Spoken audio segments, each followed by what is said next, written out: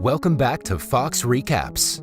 Today, I'm going to explain the movie Homeless to Harvard, the Liz Murray story, released in the year 2003. The movie opens up with a young girl, Lisa, fighting with her mother, Jean. Jean is asking Lisa to return her money, but the latter denies having it. While the commotion is going on, Lisa's father, Peter, is casually sitting on the couch watching Jeopardy! He seems to be excellent at the game and answers all the questions correctly. Meanwhile, Lisa's sister, Liz, overhears her mother squabbling for money and behaving strangely. Hence, she immediately heads to her room and brings the money from under the blanket. Jean notices the money in Liz's hand and tries to snatch it from her, but Lisa intervenes and stops her from doing so. However, after Jean pleads for the money, Lisa hands it to her. After getting the money, Jean gently smiles at Liz, and in the background, Liz mentions that the smile on her mother's face is what she wants to see forever. After this, Jean walks out of the house, despite Liz's approval. Left with no other choice, Liz urges her father to stop Jean, and he agrees. Later, the father-daughter duo can be seen following Jean on the sides of the streets. Peter approaches Jean and helps her cross the road, but to everyone's surprise, the two go near a drug dealer and buy some drugs for both of them.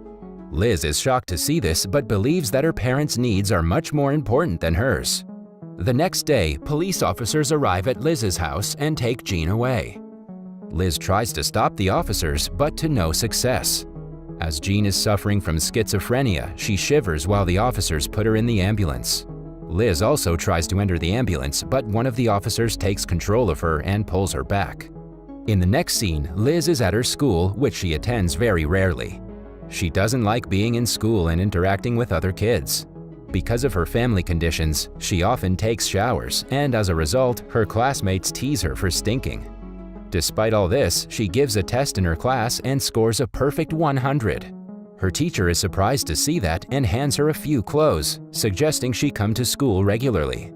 She also asks her about how she's able to score so well without coming to school. In reply, Liz tells her that she reads a lot of encyclopedias at home. Before leaving, the teacher threatens her by saying that if she does not come to school regularly, she will inform child welfare and the rest will be done by them. After coming back home, Liz finds out that her mother has returned. She goes straight to her mother and shows her the perfect score she got on the test. Jean becomes very happy to see the results and suggests Liz to study hard. She also mentions that she's suffering from AIDS and needs to be away from drugs. Jean then requests Liz to come with her to her father's place, but Liz refuses to leave Peter alone. Hearing this, Jean gets enraged and storms out of the room. The scene then fast-forwards a few days, where Liz is having biscuits with water. One can clearly see that Peter is not taking good care of Liz. In the meantime, the child welfare group arrives there and decides on taking Liz away. Surprisingly, Peter doesn't even try to stop them and instead hands over Liz's belongings in a suitcase. Liz tries her best to convince them that Peter is taking good care of her, but the officers don't believe her and take her away to a shelter home. Inside the shelter home, Liz is bullied and teased. Despite this, she tries to stay away from all the fuss and give no attention to the chaos going around. With that being said, she still doesn't like to go to school, and the teacher can be seen complaining to her about that. In the next scene, Liz goes to her grandfather's house to visit her mother and sister. She becomes very happy to see her mother in proper shape and good condition. She even goes out with her and has lunch. There, she gets to know that her old apartment has been seized by the authorities as Peter was unable to pay the rent on time.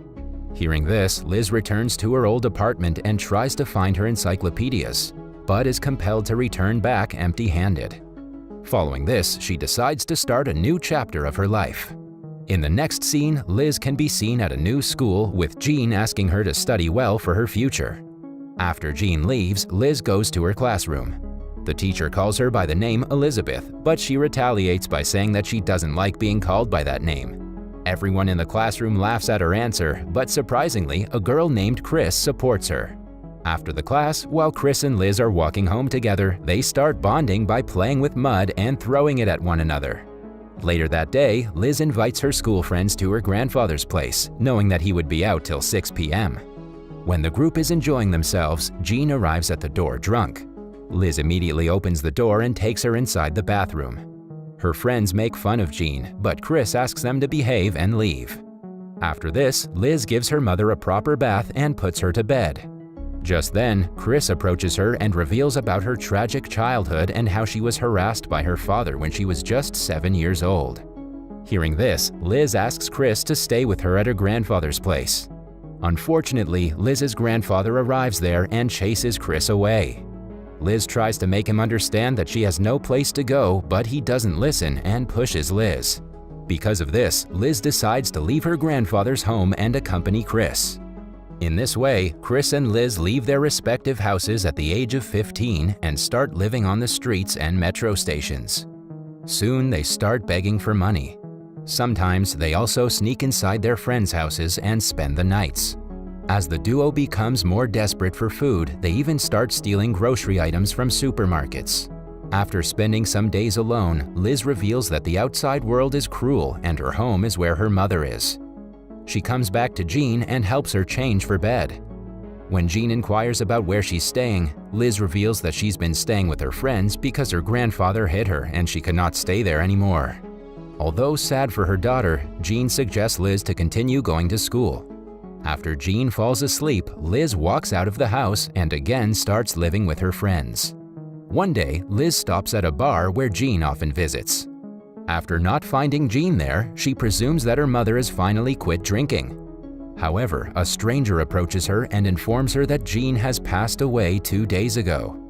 Heartbroken, Liz runs to the roof of a tall building and cries out loudly. The next day, Liz's careless grandfather hasn't even arranged a funeral for Jean. Her body is being buried under a community area with no tombstone on it, and Liz can do nothing about it. Soon, everyone else walks away, but Liz continues to be by her mother's side. She remembers all the good times she spent with her mother during her childhood. Right then, it hits Liz that she's all alone in the world and that she has to do something spectacular to change her life around. In the next scene, Liz visits a community school trying to get an admission. At first, the receptionist, Miss Wanda, informs her that she's late for the appointment. But when Liz pleads that she's desperate to learn and just needs a chance, she asks her to wait to meet the head of the school, David. While waiting, Liz fills the admission form along with the introductory essay on the topic of dreams. Later, Liz meets with David and tells him about how desperate she is to take her education forward and to come out of the underprivileged community she was born in. Seeing her desperation to change her life, David immediately accepts her admission and asks her to bring her guardian to complete the admission process. After this, Liz goes straight to Peter, who's living in a shelter home. She somehow convinces him to help her get the admission, and he agrees. Later, Liz brings Peter to the school, where he talks awkwardly but gets the admission process completed. Before returning to the shelter home, Peter tells Liz that he too is suffering from AIDS. Hearing this, Liz becomes devastated and starts crying. This time, Peter comforts her and suggests that she stay at school and complete her studies. In the following scene, Liz can be seen attending her class, and soon she turns out to be one of the most intelligent students there. She gets an A- on her test paper, but still visits David, asking him ways to improve her grades to get an A. David tries his best to make her understand that A- is a good grade, but Liz insists that she wants the best.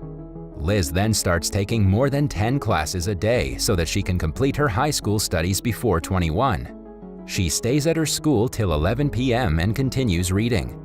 She also plans to finish the 4 years of high school studies in 2. Afterwards, Liz works hard, managing time to read even while doing her part-time job. One day, she meets with Chris on the side of the railway platform. She takes her to the school asking her to join, but Chris seems quite ignorant. There, David informs Liz that he's got the best grades in the whole school and is selected for a paid trip to Boston. Liz is in disbelief at the news, and she keeps on staring at the brochure of Boston.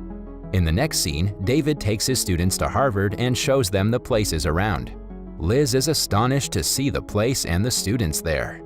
David notices her amusement and assures her that she can also be a part of Harvard if she studies hard. Back at school, Liz is looking through the scholarship essays and trying to find the best one for her. At the same time, Miss Wanda provides her with information about the New York Times essay competition, which is giving $12,000 to its winner. This immediately grasps Liz's interest and she starts writing an essay. The essay is based on her life and how she's overcoming the obstacles.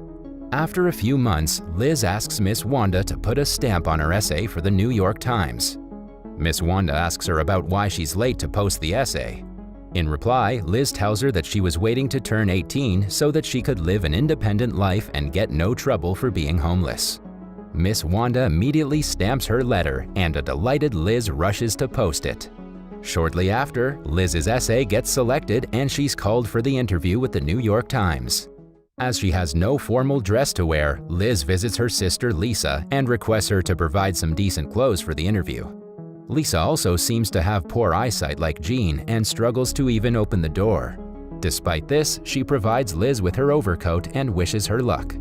In the next scene, Liz can be seen in the office of the New York Times, ready for her interview. There, she tells the interviewers about how desperate she is to study further and that it's not possible without the scholarship. She also tells them about how much she loved her mother despite her being a drug addict, legally blind, and schizophrenic. After the interview, the New York Times editor approaches her and informs her that she has won the New York Times scholarship. Hearing this, Liz becomes so happy that she hugs the editor. Following this, the New York Times organizes a media announcement program and declares Liz as the 6th New York Times scholarship winner. There, Liz is asked about how she achieved all this, and in reply, Liz mentions that she had no other choice than to work hard and bring her life back on track. She also mentions that she'll give everything back to the community after she's able. Liz then walks out from the podium, with everyone taking pictures of her and clapping for her. That was all from the video. I hope you liked it. Subscribe for more content like this and hit the like button to help us out. Also, leave a comment if you want us to recap your favorite movie. Until next time, take care.